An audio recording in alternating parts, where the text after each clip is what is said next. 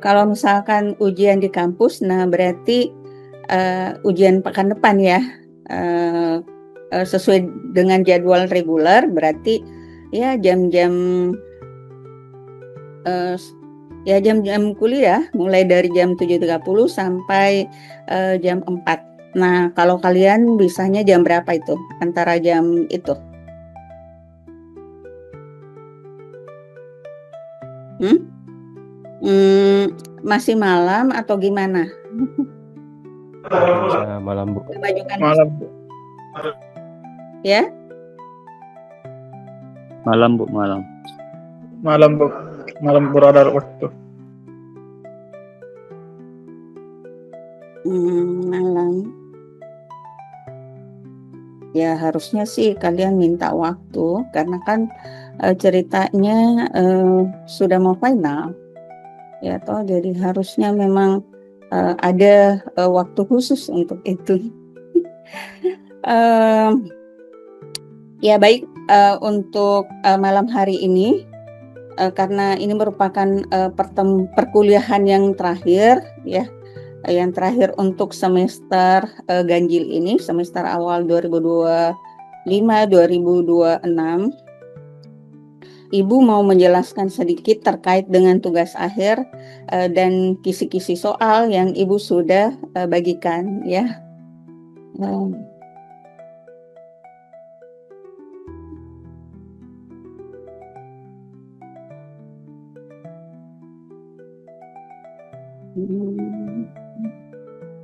Sudah kelihatan? Kelihatan, Bu. Kelihatan. Ya.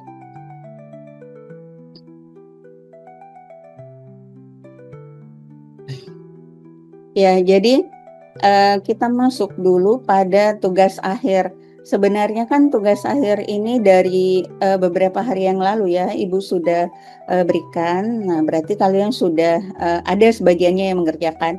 Nah, cuma di sini jangan sampai terjadi kesalahpahaman ya. Bagaimana menginterpretasi, menerjemahkan tugas ini. Jangan sampai lagi ada yang salah mengerti. Nah, sehingga tugasnya itu ya salah-salah. Bisa saya perbesar. Nah, jadi tugas akhir yang Ibu berikan itu Ibu bagi ke 3 klaster ya, klaster NIM. Klaster NIM yang pertama yaitu dengan digit akhirnya 0 sampai 3. 0 sampai 3 berarti 0, 1, 2, 3. Nah, itu ya yang digit terakhirnya, digit terakhir.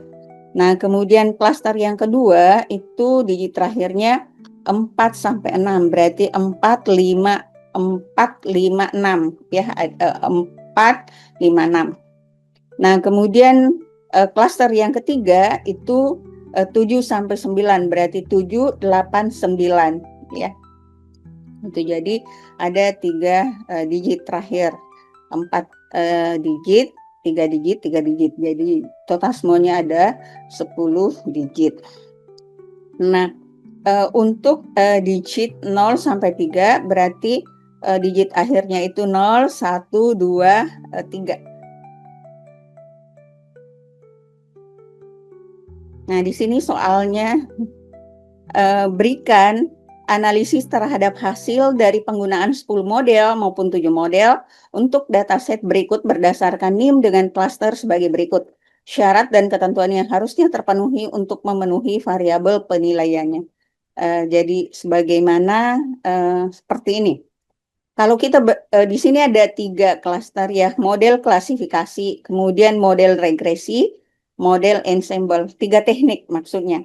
Jadi ada 3 teknik, model klasifikasi, regresi, dengan ensemble. Sebenarnya model ensemble ini juga merupakan bagian dari model klasifikasi, ya, klasifikasi. Hanya saja namanya ensemble, nah berarti itu ada beberapa penggabungan parameter, ya, makanya dikatakan sebagai ensemble. Kalau dalam bahasa Indonesia biasa dikatakan sebagai ensemble, tapi nanti dipelesetkan menjadi sambal. Nah, makanya Ibu tetap menulis ensemble ya, jangan sampai sambal begitu. Teknik sambal, apa sambal juga. Kemudian model klasifikasi. Nah, model klasifikasi ini ada MLP, multi-layer perceptron, terus naive Bayes, logistic regression, dan lain sebagainya. Nah, kalian kan sudah belajar ada 6 model. Di antara 6 model itu ada regresi dengan klasifikasi, ya, klasifikasi.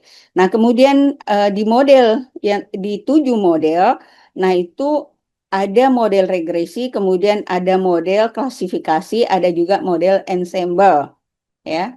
Nah, jadi silakan kalian nanti lihat.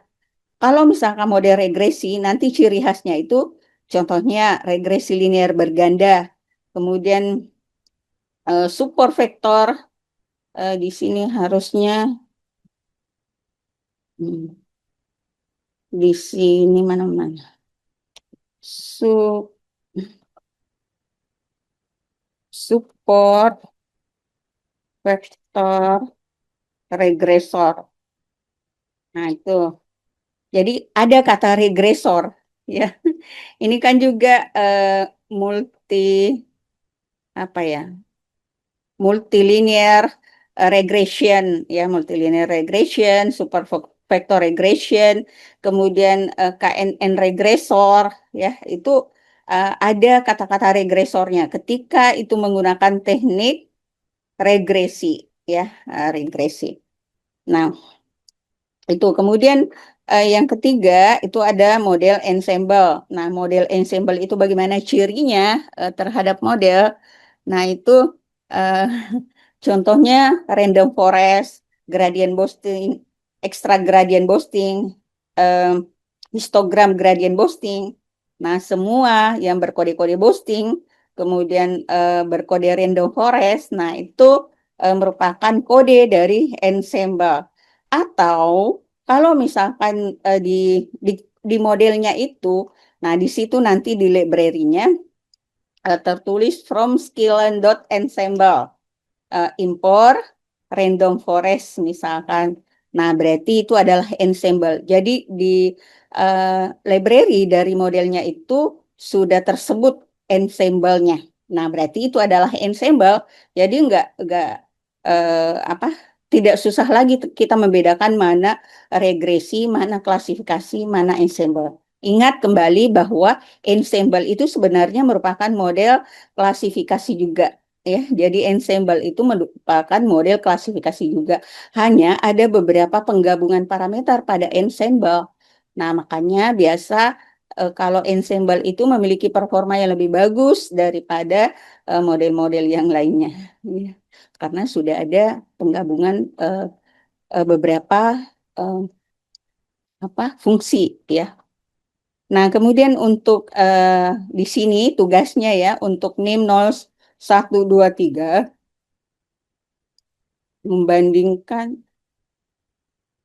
membandingkan model regresi dan klasifikasi. Nah, membandingkan model regresi dan klasifikasi. Nah, di sini yang pertama memberikan penjelasan terkait proses dan rumus untuk dua model. Model dengan performa tinggi dan terendah. Misalkan model regresi linear berganda dan model support vector classifier. Ya, artinya sesuai dengan tugas akhir kalian, begitu. Tugas akhir yang tempo hari Ibu bagikan, ya. Ada kan tempo hari kalau tidak salah apa nama-nama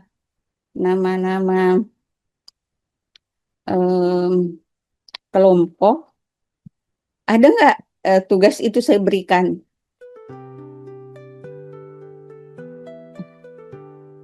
Hah? Yang pertemuan di awal Ibu bagi, kemudian Ibu bagi atas beberapa model. Nah, setiap kelompok ada modelnya masing-masing. Pernah tidak Ibu berikan tugas seperti itu? Coba ingat. Pernah, Bu. Pernah? Iya. Pernah kan? Nah, itu yang kalian gunakan di sini. Nah, jadi kalian gunakan, misalkan kalian sudah ada regresi linear berganda, kemudian ada juga pernah diberikan support vector classifier. Nah, maka itulah yang kalian gunakan untuk menyelesaikan tugas akhir ini. Ya, berarti ada dua yang kalian bandingkan. Ini regresi dengan klasifikasi. Regresinya misalkan menggunakan support vector classifier. Kemudian klasifikasinya atau berapa sih yang diminta ya? Dua model. Dua model regresi. Dua model regresi dan dua model dari klasifikasi. Nah, jadi untuk perbandingannya. Tapi kalau misalkan kalian untuk menuliskan rumusnya sebagai analisis secara manual, nah berarti bisa mengambil satu dari supervektor regresi linear berganda, kemudian satu juga dari mode supervektor classifier. Jadi ada dari regresi, kemudian ada juga dari classifiernya atau pengklasifikasinya. Nah, jadi kan sudah memenuhi ya, sudah memenuhi untuk dua model. Ada model regresinya, kemudian ada model klasifikasinya. Nah, kemudian ya nanti kalian bandingkan di antara keduanya ini mana yang memiliki performa yang lebih tinggi dengan lebih rendah. Tapi beda sih, beda alat ukurnya ya.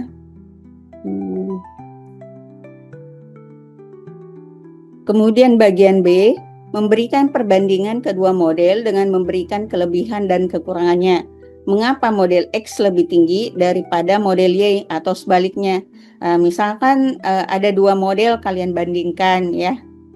Kan dari 10 model itu dengan 7 model itu ada klasifiernya, ada klasifikasinya ya, kemudian ada regresinya, ada juga ensemble-nya. Nah, karena itulah yang kalian ambil. Nah, kemudian dibandingkan ya. Bandingkan antara satu dengan yang lainnya. Ini kan banyak ya, ada 17 model. Kalau misalkan ada yang mau membandingkan 5 model atau misalkan 3 model ya, 3 model regresi, 3 model klasifikasi, kemudian 3 model kalian cuma ditugaskan regresi dan klasifikasi. Berarti 3 model regresi, kemudian 3 model klasifikasi. Nah, berarti ya itu kalian bandingkan mana yang lebih tinggi, misalkan performanya di antara regresi mana yang paling tinggi ya, mana paling rendah begitu kan di komunitasnya regresi, kemudian komunitasnya classifier mana yang lebih tinggi mana yang lebih rendah. Nah, itu di sini menyajikan perbandingan performa Confusion matrix model dalam bentuk hasil tabel untuk 17 model. 17 model karena model yang sebelumnya itu ada 10 model, kemudian model yang terakhir itu ada 7 model, tapi ada kata temannya yang lain itu ada satu dari folder itu atau file itu yang kosong tidak lengkap. Nah, jadi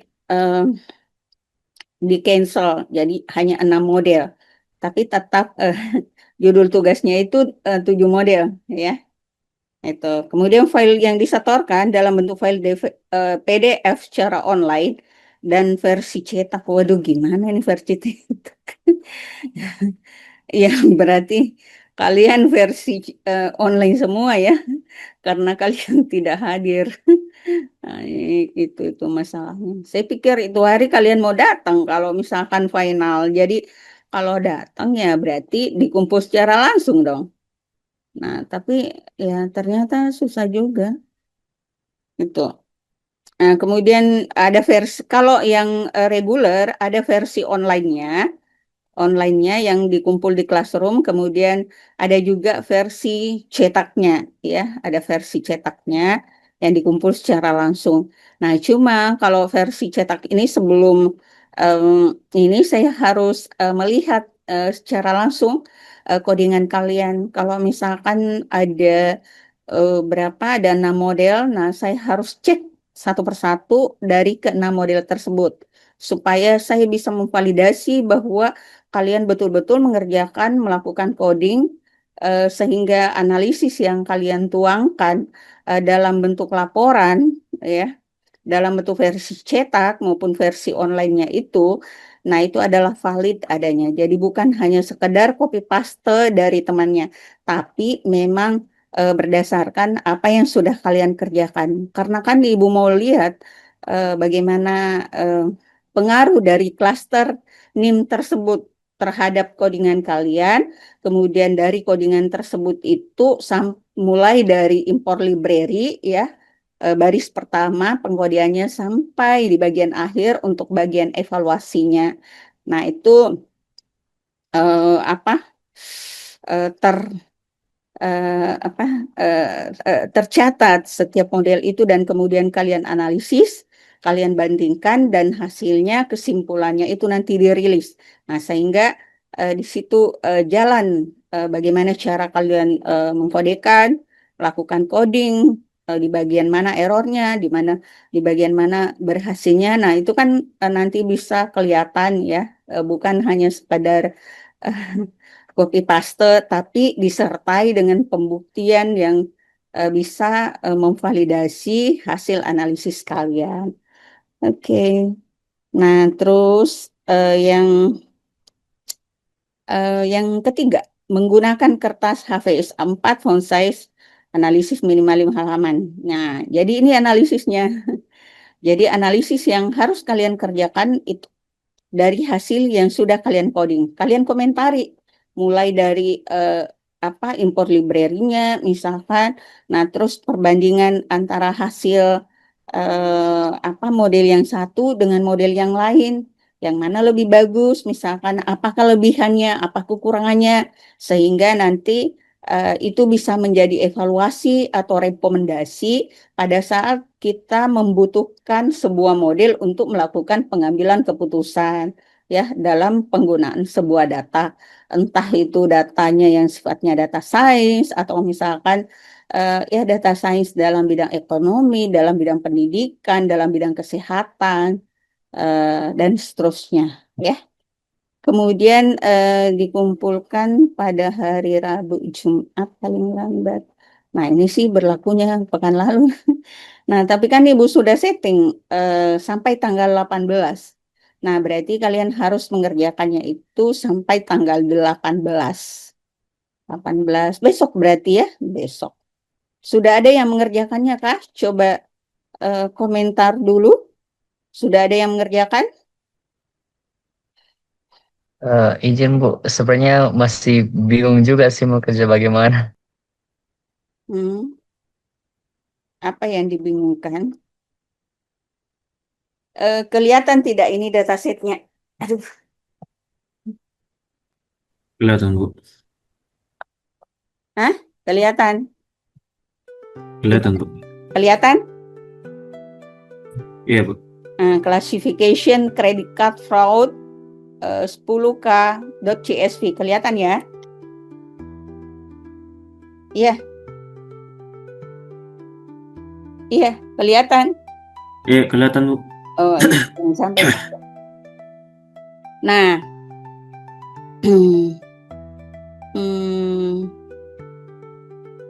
nah ini merupakan model klasifikasi. Dari mana kita menyimpulkan bahwa ini merupakan kebas ini. Dari mana kita menyimpulkan bahwa ini adalah model klasifikasi? Di sini ada is fraud. Jadi is fraud itu kalau misalkan fraud itu dalam keuangan. Jadi kalau misalkan nah kalian cari sendirilah supaya kalian juga punya pemahaman apa sih itu fraudnya. Ada fraudnya sama dengan 0, ada fraudnya sama dengan 1. Jadi intinya itu kalau misalkan ada pembobolan ya, ada apa begitu, nah itu berarti kodenya 1, kemudian kodenya 0 ya kalau terjadi sesuatu 1, kemudian kalau tidak terjadi sesuatu itu adalah 0. Nah itu klasifikasi. Ini kan 00. Nah, ini ada juga 1 nih. Ada juga 1 ya.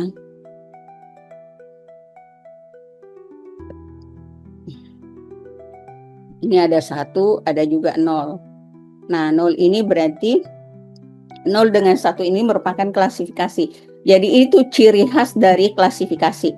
Meskipun mungkin fitur, ini namanya fitur, apa ini namanya? Fitur fitur bebas atau fitur terikat?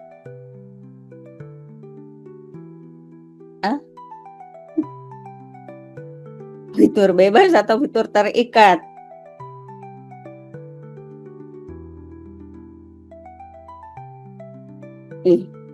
Gimana nih? Ini namanya fitur terikat. Kenapa dia terikat? Karena dia bergantung.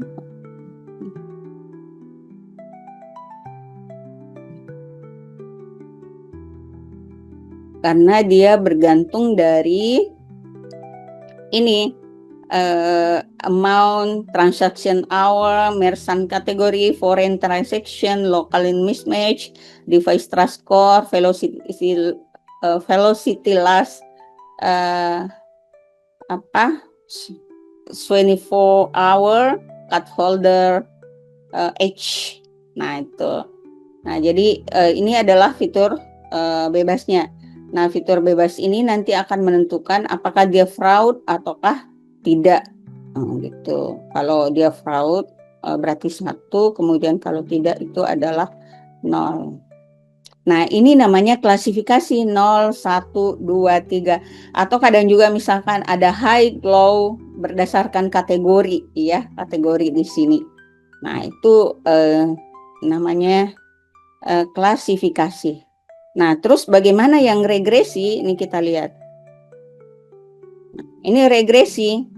Klasifikasi juga ini. Waduh.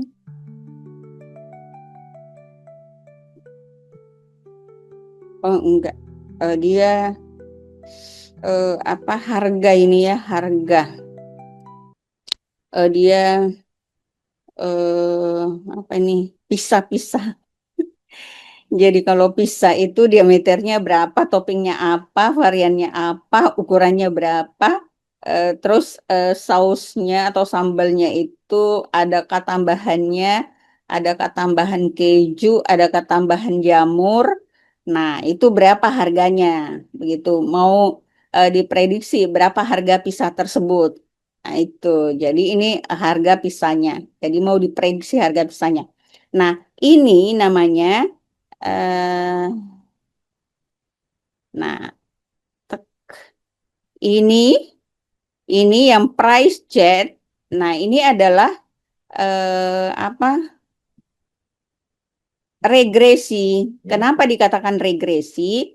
Karena dia berupa angka, ya, dan angkanya ini tidak berurut. Misalkan kayak tadi untuk klasifikasi ada 0, ada 1, ada 2, ada 3, ataukah hanya 0 dan 1 saja. Nah, itu binary classification. Kalau misalkan ada 0, ada 1, ada 2, atau klasifikasinya itu lebih dari 2, maka dikatakan sebagai multi classification.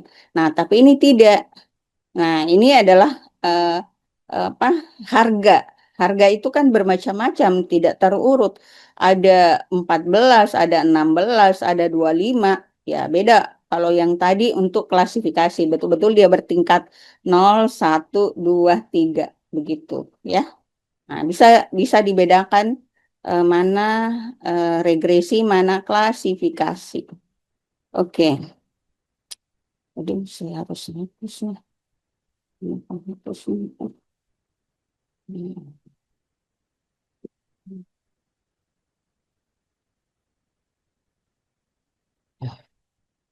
Oke, bisa dipahami sampai di sini. Siapa yang memiliki NIM 0123? Coba raise hand.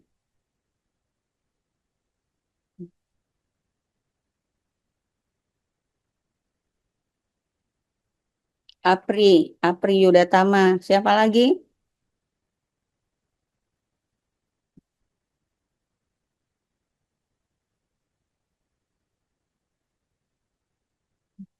Siapa lagi? Rahul Mu'alif. Siapa lagi? Di sini ada berapa orang sih? Hmm.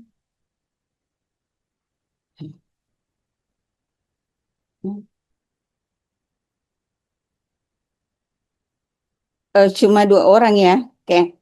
Nah, kemudian yang memiliki NIM 4 sampai 6. Aditya, Bu. Oh, Aditya juga 0123. Nah, kemudian yang memiliki NIM digit terakhir dari 456. Coba Raisen. Ini yang mana nih? Joy ini 456. Oh iya ya. Aditya, turunkan tanganmu. Nah, Joy, siapa lagi? Ada lagi?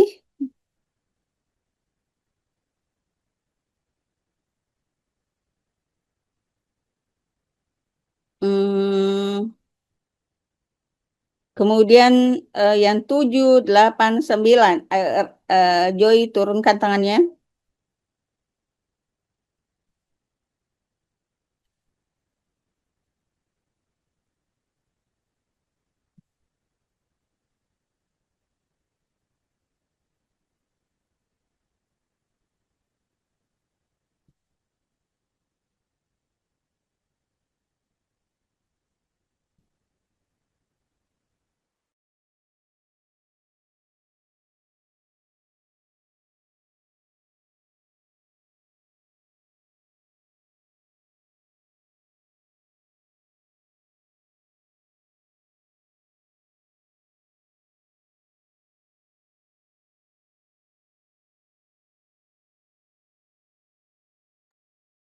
Tunggu Nanda ya.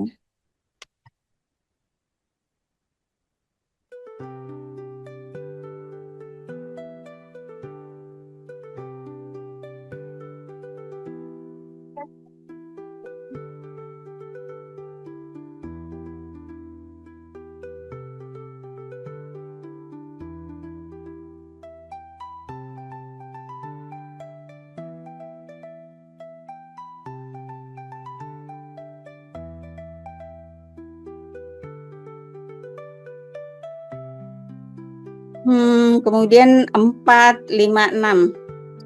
Kita lihat. Berikan analisis terhadap hasil dari penggunaan 10 model maupun 7 model untuk dataset berikut berdasarkan NIM dengan klaster sebagai berikut. Model klasifikasi. Oke, untuk NIM 4 sampai 6 itu membandingkan model klasifikasi dan ensemble.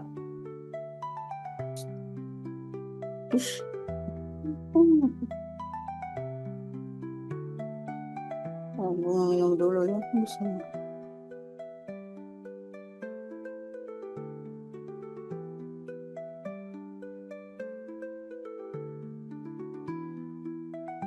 Model klasifikasi dengan ensemble.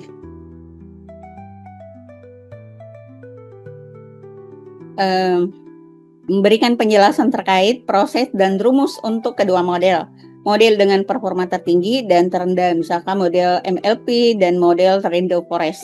Jadi intinya dari 17 model tersebut, silahkan kalian memilih mana di antara ke-17 model itu untuk model klasifikasi dengan ensemble. Ya, model klasifikasi misalkan 1 atau 2, kemudian ensemble 1 atau 2. Nah, tapi sebagai pembanding, kalian ambil 1 model dari classifier, kemudian 1 model dari ensemble. Nah, itu misalkan classifiernya ada rumusnya. Misalkan kalian ambil tadi MLP. MLP berarti multilayer perceptron atau dengan kata lain neural network. Ya, neural network. Kemudian ada model random forest juga. Nah, itu ya. Itu yang harus kalian uraikan rumusnya. Misalkan untuk multilayer perceptron, apa rumusnya, kemudian berikan keterangan ya, supaya kita bisa mengetahui bahwa ketika kalian nanti melakukan coding, kalian sudah ada gambaran bahwa sebenarnya yang di coding di dalam model tersebut adalah rumus yang ini, ya, atau functionnya, ya, fungsinya ini. Nah, berdasarkan rumus tersebut. Karena kalau misalkan kalian cuman tahu multilayer perceptron, jadi misalkan MLP classifier. Nah, tapi kalian tidak pernah mengetahui apa sih MLP classifier itu. Nah, berarti disitulah perlunya kita ada fundamental berupa rumus yang membuktikan bahwa MLP classifier itu adalah multilayer perceptron. Nah, multilayer perceptron ini fungsinya atau rumusnya atau persamaannya adalah ini. Nah, berarti ketika nanti kita melakukan coding dengan menggunakan MLP, kita sudah tahu bayangannya bahwa yang kita kodekan itu adalah arahnya ke rumus yang ini. Nah, sehingga kita bisa mengetahui variabel-variabel apa yang ada di dalam rumus tersebut dan kemudian apa yang di training, apa tujuan kita melakukan training misalkan, ya. Jadi dari rumusnya bisa terbaca bahwa kita tujuannya melakukan training itu menemukan base parameternya atau parameter terbaiknya.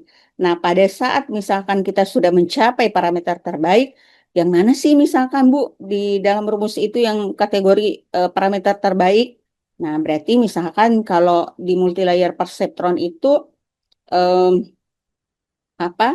di situ Y sama dengan WX ditambah B. Nah, yang mana di situ nanti ditemukan parameter terbaiknya? Pada saat kita sudah menemukan nilai W-nya. Karena kalau X itu kan inputan, yaitu juga dari data, ya. X, ingat fitur X itu variabel bebas, kemudian Y itu adalah variabel terikat. Misalkan gini, ini berhayal lagi. Nah, misalkan Y sama dengan WX ditambah B. Nah, berarti Y ini adalah fitur terikat kan? Kemudian X ini adalah fitur bebas. Nah, itu berasal dari data. Nah, kemudian W ini di awal sudah dilakukan inisialisasi. Ya, sudah ada pemberian nilai di awal, tapi pemberian nilai itu sifatnya sementara begitu. Nah, dia akan terus memperbaiki nilai itu. Jadi kalau misalkan dia diberikan nilai 0,1, nah dia tidak berhenti di 0,1 itu stop begitu. Dia akan memperbaiki 0,1, setelah itu mungkin 0,01, 0,02, 0,03 sampai nanti betul-betul errornya itu mengecil. Nah, kalau errornya masih sama dengan pada saat awal kita menentukan inisialisasi dari parameternya, maka berarti training datanya itu tidak berhasil. Nah, maka harus dilakukan proses training selanjutnya untuk iterasi keberapa, ya, uji coba keberapa, eksperimen keberapa. Nah, ini adalah B-nya. Ini adalah B-nya. B ini adalah bias, jadi angka yang diberikan pada satu persamaan yang sifatnya nanti itu untuk menyeimbangkan, ya, untuk menyeimbangkan variabel pada saat variabel tersebut itu sudah ditemukan mana yang terbaik daripada variabel sebelumnya. Jadi sama begini, kalian misalkan apa istilahnya, diberikan latihan-latihan lah begitu. Latihan pertama kalian salahnya 10, ya, misalkan dari 15 soal salahnya 10. Kemudian latihan kedua ditambah lagi soalnya atau masih 15 soal juga. Nah, dari latihan kedua kalian sudah mendapatkan nilai benarnya atau yang salahnya itu cuma 2. Nah, tadinya kan 5 salahnya. Nah, setelah itu menjadi 2, berarti sudah berkurang. Nah, kemudian di uji coba lagi, dikasih lagi latihan. Latihannya ternyata kalian lagi salahnya cuma satu. Nah, berarti dianggaplah apa bobot terbaik kalian itulah sudah tinggi nilainya kalau misalkan sudah dapat 98 begitu. Nah, berarti trainingnya atau proses latihannya dihentikan. Setelah latihannya dihentikan, maka kemudian dilakukan lagi proses testing. Jadi dites kalian pada kondisi eh, ya tidak pernah diajarkan soal tersebut, soal yang berbeda. Nah, bagaimana kemampuan kalian? Nah, itulah yang dikatakan nanti hasilnya adalah berupa performa. Performa. Nah, tapi pada saat misalkan kita mau melakukan prediksi, ya, kalian kan ada kode untuk predik, kemudian ada kode pemodelannya, kemudian ada kode training, kemudian ada kode predik. Nah, predik itu pada saat kita melakukan prediksi, nah tinggal ini kan W-nya sudah diketahui dari proses training. Berarti kita tinggal memasukkan Y-nya berapa. Nah, apakah kalau misalkan dia diklasifikasi apakah 0 ataukah 1 misalkan. Nah, itu apakah 0 ataukah 1. Nah, itu bergantung dari nilai yang mendekati. Yang mana yang mendekati? Kalau misalkan nilainya 0,001 ya berarti dia dekatnya ke 0. Tapi kalau nilainya 0,99 ya berarti dekatnya ke 1. Nah, berarti itu diasumsikan sebagai 1 kelasnya. Nah, itu tinggal dites kalau misalkan ini, tapi ilmunya sudah dapat dari proses pelatihan ya. Jadi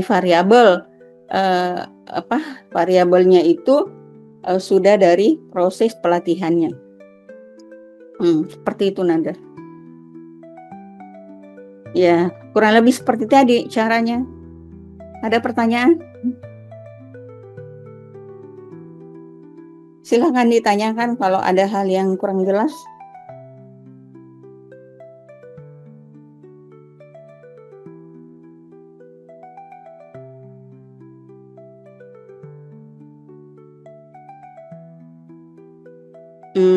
Tidak ada ya. Silakan diisi absennya. Pada saat kita final pekan depan, gimana ya finalnya itu? Ya berarti Ibu setting finalnya gimana ya?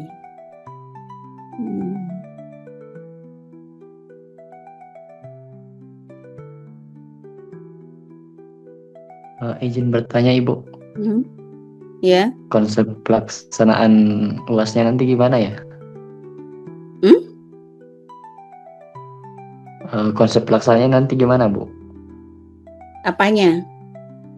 Soalnya dikirim di Nah, Siaka gitu Bu. nanti itu kita live Zoom lagi. Jadi live Zoom dan kemudian kalian kerjakan. Jadi kita setting waktunya sebagaimana final. Saya masih ada 2 alternatif, mungkin kita bisa menggunakan Classroom. Dari Classroom kalian kita pakai sistem ujiannya Edpuzzle. Nah, Edpuzzle itu kan juga ada waktunya. Jadi kalau misalkan kalian lewat dari batas waktu, dia akan menutup. Berarti soal tidak kalian kerjakan maksimal. Nah, tapi kalau seperti itu kalian juga yang dirugikan. Jadi gimana ya? Apakah nanti Ibu share saja codingannya, soalnya nanti kalian kerjakan. Tapi kalau gitu, ya pasti kalian ujung-ujungnya menyontek juga itu ininya. Susah.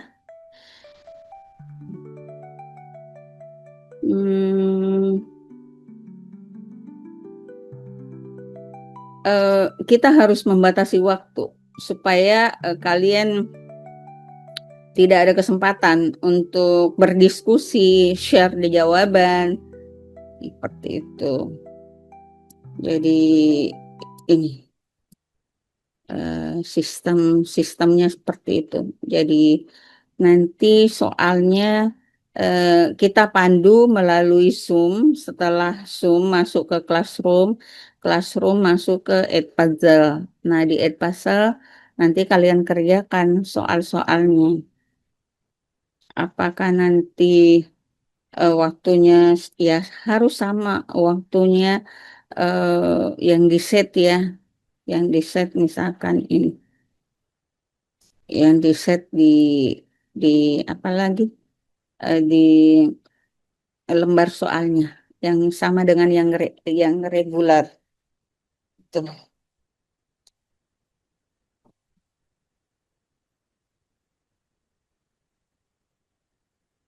Oke. Ada lagi yang kurang jelas?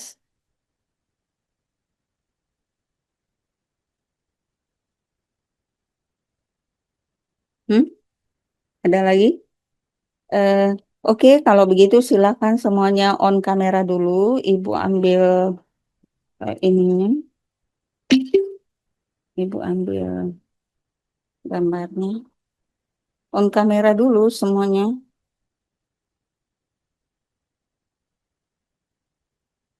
Hmm,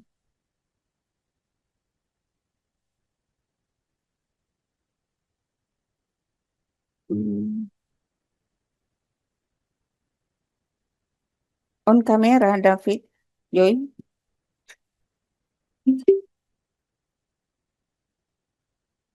Tunggu.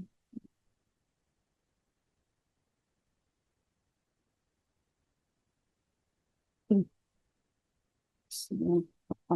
apa sih? Hmm.